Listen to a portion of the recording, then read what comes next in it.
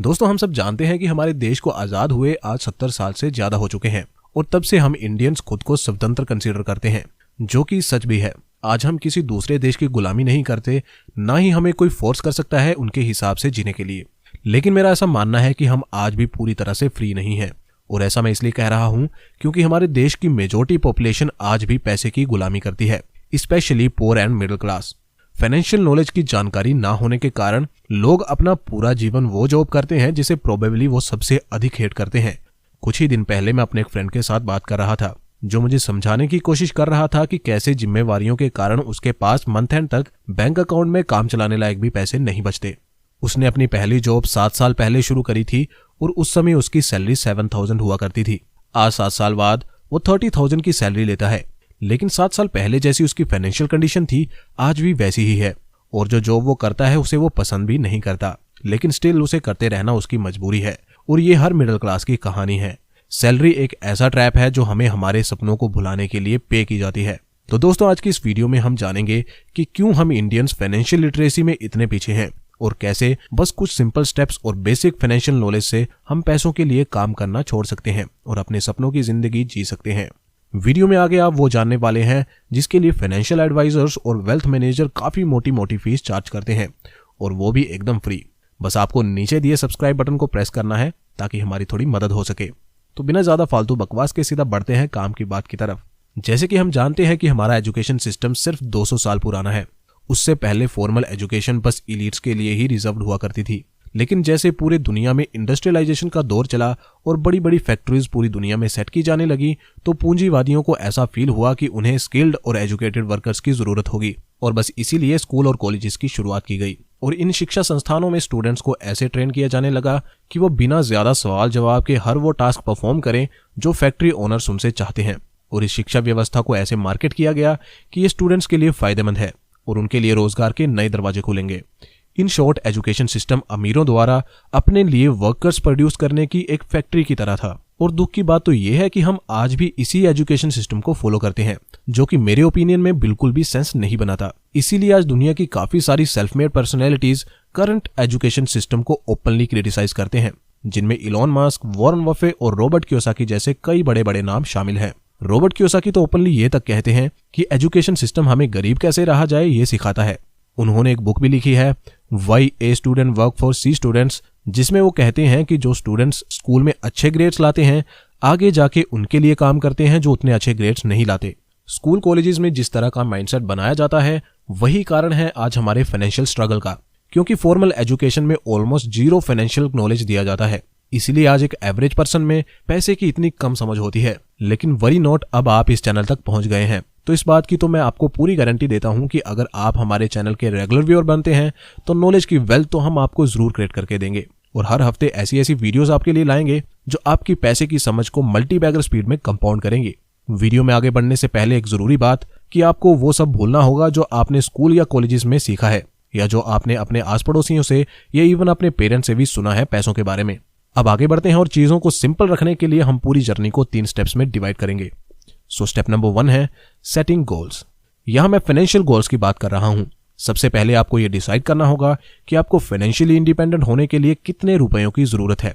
यह अमाउंट इतना होना चाहिए कि जिससे आप उतनी पैसिव इनकम जनरेट कर सकें कि बिना काम किए आपके सारे एक्सपेंसेस आराम से कवर हो सकें। थोड़ा डिटेल में समझाने के लिए मैं एक रियल लाइफ एग्जांपल लेता हूं।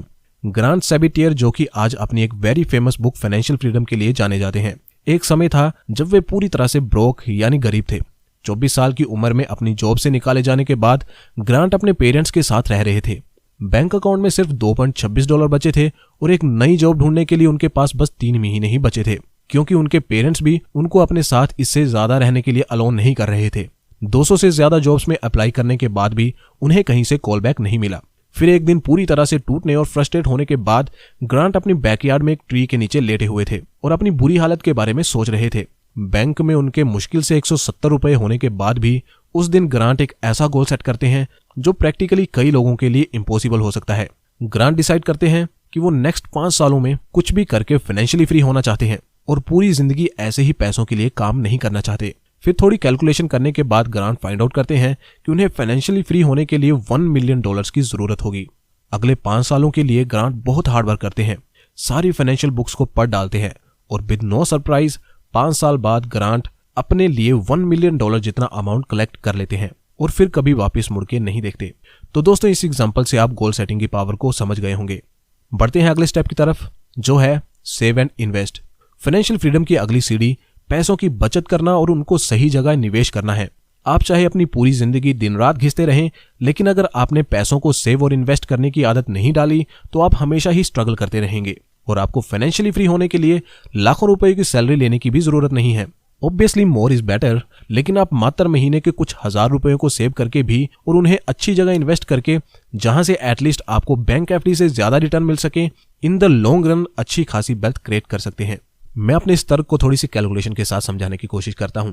लेट्स एज्यूम कि आप 15 से 20 हजार की सैलरी करंटली लेते हो, या अभी आप बेरोजगार हो पर आप जल्दी ही एक ऐसी जॉब करने वाले हो जिसमें आपकी सैलरी 15-20 हजार की होगी, जो कि आराम से आपको किसी भी फील्ड में मिल सकती है। तो इतनी सैलरी में से आप अपना खर्चा वगैरह निकाल के महीने के 5,000 रुपए बचा लेते हैं। पर शर्त यहाँ यह है कि जैसे जैसे आपकी सैलरी में बढ़ोतरी होगी तो आपको अपने खर्चों को नहीं बढ़ाना है, बल्कि इन्वेस्टमेंट अमाउंट को बढ़ाना है। तो मैं मान रहा हूं कि आने वाले सालों में आपकी सैलरी हाइक होगी 10% से, जिसे भी आप इन्वेस्टमेंट ही करेंगे। तो दोस्तों अब देखिएगा एक मैजिक। आपने शुरुआत में इन्वेस्ट किए 5,000 रुपए हर महीने पूरे साल, और हर साल आप इस अमाउंट को 10% तक बढ़ाते गए और आपने ऐसा अनुशासन के साथ 20 सालों तक किया। और इस समय काल में आपका एवरेज रिटर्न जो आपको अपनी इन्वेस्टमेंट पर मिला वो था मात्र 15%। तो 20 साल बाद जो अमाउंट बना होगा वो होगा 1.3 करोड़ रुपीस। और ये इतना बड़ा अमाउंट बना मात्र 5,000 की इन्वेस्टमेंट की शुरुआत से। और दोस्तों यही है कंपाउंडिंग की पावर। लेकिन सवाल यहाँ यह भी है कि 15% का रिटर्न आखिर मिलेगा कैसे। दोस्तों इस पे भी एक डिटेल वीडियो जल्दी ही मैं लाने वाला हूं, जिसमें हम डिटेल में सभी इन्वेस्टमेंट इंस्ट्रूमेंट्स के बारे में जानने वाले हैं, इसीलिए स्टे ट्यून्ड। फिलहाल थर्ड स्टेप के बारे में जान लेते हैं, जो बहुत ही इंपॉर्टेंट है, ना सिर्फ इन्वेस्टमेंट जर्नी के लिए बल्कि ओवरऑल लाइफ के लिए भी। और ये स्टेप है डिसिप्लिन एंड पेशेंस। यूएस में एक सर्वे किया गया ये जानने के लिए कि पिछले 30 सालों में कौन वो लोग हैं जिन्होंने सबसे ज्यादा वेल्थ क्रिएट करी है, यानी कि किन लोगों ने सबसे ज्यादा रिटर्न्स लिए हैं अपनी इन्वेस्टमेंट पे।